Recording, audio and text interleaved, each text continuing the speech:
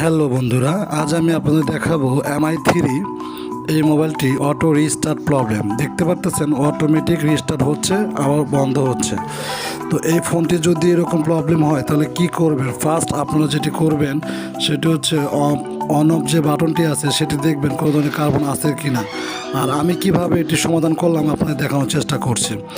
Viewers, আপনারা একটু ভালো করে খেয়াল করুন। দেখুন, ব্যাটারির এখানে একটি কম্পোনেন্ট ছিল, এই কম্পোনেন্টটি আমরা রিমুভ করে এখানে আমরা জাম্পার দিয়ে এটা শর্ট করে দিছি। তো এখান থেকে আমাদের এই ফোনটি আশা করি ইনশাল্লাহ সমস্যার সমাধান হয়ে যাবে। তো এটার আগে যেটা করবেন, যে আপনারা যদি আপনাদের কাছে কোনো ফোন আসে আগেই আপনারা ফ্লাশ করবেন না। ফ্লাশ না করে আপনারা স্টেপ বাই স্টেপ কাজ করে দেখবেন।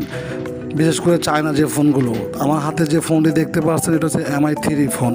তো এই ফোনটি যখন আমরা ব্যাটারির ওই সার্কিটের ওইখান থেকে কম্পোনেন্টটি তুলে ফেলানোর পরে সেখানে আমরা শর্ট করে দিলাম। শর্ট করার পরে দেখবেন ইনশাল্লাহ আমাদের ফোনটি চালু হয়ে যাবে। আর এই ভিডিওটি যদি আপনাদের বিন্দু পরিমাণ ভালো লেগে থাকে তাহলে সবাইকে বলবো লাইক অ্যান্ড শেয়ার সাবস্ক্রাইব করার জন্য, মোবাইল ডক্টর বিডি এই চ্যানেলের সাথে থাকার জন্য। মোবাইল ডক্টর বিডি প্রতিনিয়ত আপনাদের মাঝে খুব সুন্দর সুন্দর ভিডিও দিয়ে যাচ্ছে, ইনশাল্লাহ আগামীতেও দিবে। আর মোবাইল ডক্টর বিডিতে চ্যানেলটিতে এখানে অনেক ফ্ল্যাশ ফাইল ফ্রি পাবেন, আপনারা যদি একটু ভিজিট করে দেখে আসেন তাহলে বুঝতে পারবেন।